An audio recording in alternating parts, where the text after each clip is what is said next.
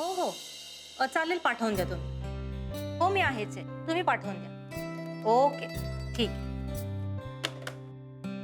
बोला राधिकाताई. जयश्रीताई, मला जरा मदत हवी होती. बोला ना राधिकाताई. ते मागच्या वेळेस तुम्ही सांगितलं होतं ना, ते पापड आणि लोणच्याच्या सॅम्पलचं. हां हां. ते मग ते जमलंच नाही ना. थोडा आता मी ते करून आणलंय. थोडे जादाचे पापड आणि लोणची पण आणली. थोडी पैशाची अर्जंट नड होती. अर्जंट का? अहो काही नाही, माझा पोरगा आहे ना अथर्व, त्याच्या शाळेची फी भरायची होती. रक्कम थोडी जादा आहे, 50,000 रुपये. तुमची मदत हवी होती. पण राधिकाताई, तुम्हाला तर माहितीच आहे माझा छोटा गृहउद्योग आहे. तुम्ही सामान आणलंय, मी त्याचे फार फार तर 5,000 रुपये देऊ शकते.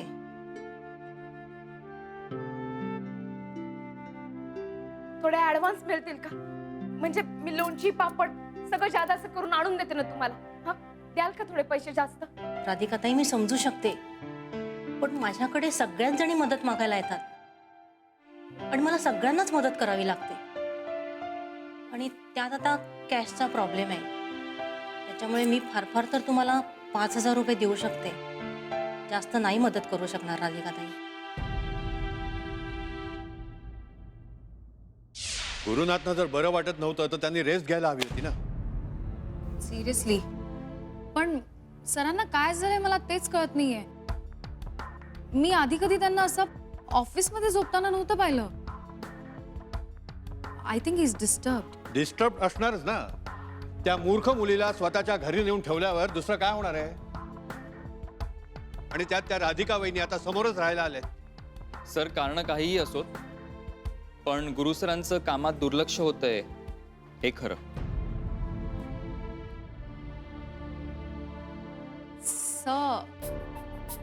आय नो मी असं बोलणं doesn't look good, but sir हल्ली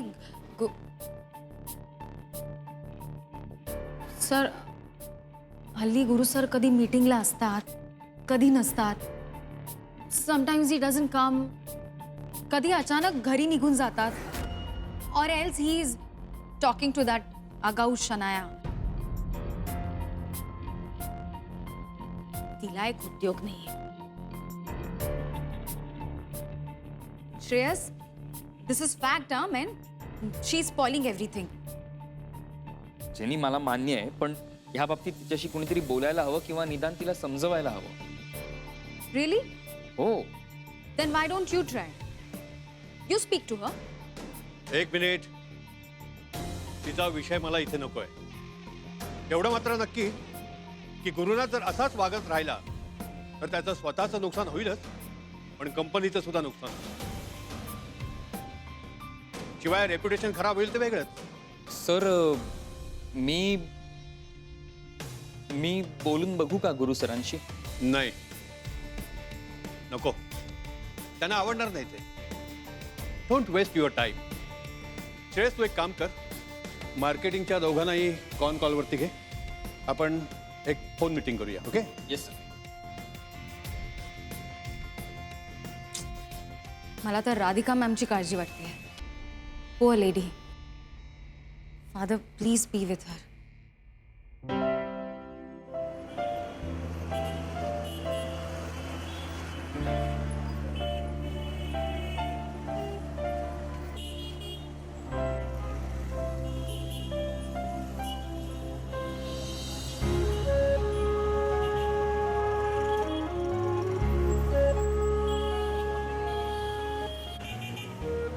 या, नमस्कार.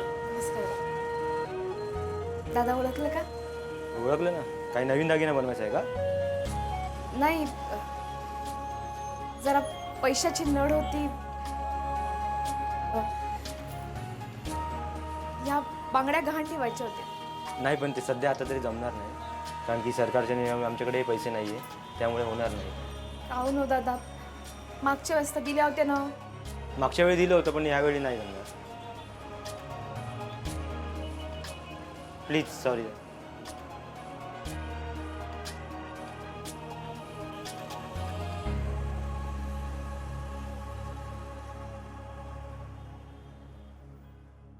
अनिका अभ्यासात हुशारच आहे, पण तिने स्पोर्ट्स मध्ये जरा लक्ष दिलं. काय बाळांनो, स्पोर्ट्स मध्ये जरा लक्ष दिलं पाहिजे, तेवढं फक्त बघा. ठीक आहे, या आता. Thank you so much. Bye Anika. Bye miss. Bhakti madam, तुमच्याकडे जरा काम होतं. हा बोला ना. मला शाळेतनं फोन होता का अथर्वची टर्म फी भरायची आहे म्हणून. हो, उद्या त्याची लास्ट डेट आहे, म्हणून रिमाइंडर म्हणून कदाचित केला असेल. हो ना, तुम्हाला तर माहितीये माझी परिस्थिती. माझ्याकडे एवढे पैसे नाही हो, मी तरी कुठून देणार, म्हणून जरा विचारायला आली होती. पण पूर्ण देऊ शकतो ना, त्याला काय प्रॉब्लेम आहे द्यायला.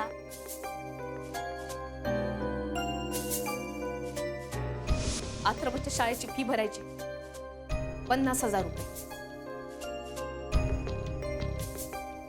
मग मी काय करू?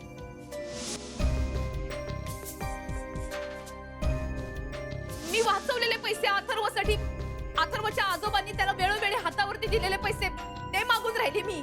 मी तुझ्याकडनं काही पैसे घेतले नाहीत, पैसा नाही घेतून.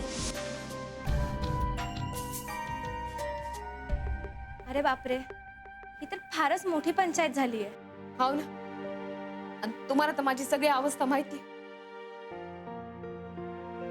इतके दिवस मी आता यांच्यावरतीच अवलंबून होती ना. आपण दुसऱ्या कोणाला नाही का विचारू शकत? नाही ना, आता गॅरंटी शिवाय कोणी पैसे देते का? नाही, तसं मी माझ्या जोडलेल्या माणसांना सांगितले, ते पण त्यांच्या परीने प्रयत्न करून राहिलेच आहेत. नानाजी तर म्हणून राहिले का मी कुठून तरी व्यवस्था करून देतो म्हणून, पण तुम्हाला तर माहिती आहे ना त्यांची या अवस्था. त्यांच्या या वयात त्यांनाही पैसे लागणारच ना, म्हणून मीच त्यांना म्हणून राहिले का तुम्ही नका देऊ पैसे, म्हणून मी करेन व्यवस्था. राधिका ताई, मी पण केली असती हो तुम्हाला मदत, पण काय ना, माझं जे पेमेंट आलंय ते मी आत्ताच पुण्याला पाठवलंय. मी खरंच तुम्हाला मदत केली असती. नाही हो, नाही भक्ती मॅडम, तसं नव्हतं मला म्हणायचं. म्हणजे मी माझ्या परीनं पुरा प्रयत्न करून राहिले. म्हणजे आता मी सोनाराकडे पण गेले होते ना बांगड्या गहाण टाकायला, पण ते म्हणे का आता काहीतरी कॅश नाही मिळत म्हणून, कॅशची अडचण आहे. माझ्यासमोरचे तर सगळेच मार्ग बंद झाल्यासारखं वाटून राहिलं, म्हणून मी तुमच्याकडे आले. बघा ना, म्हणजे शाळेत काही बोलता येईल का? थोडी मुदत वाढवून मिळेल का मला? राधिका ताई, तुम्ही काही काळजी करू नका, मी आता अकाउंट मध्ये जाऊन विचारते. तुम्ही इथेच थांबा. हा, आलेच.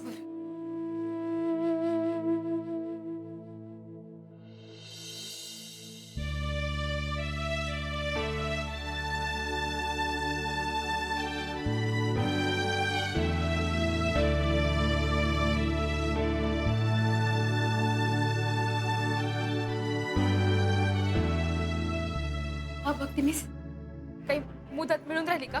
त्याची काही आता गरज नाही. का हो ना, म्हणजे तुम्ही काय बोलून राहिला ते समजून नाही राहिलं मला. अथर्वच्या बाबांनी त्याची फी ऑलरेडी भरली आहे. काय? यांनी फी भरली? हो,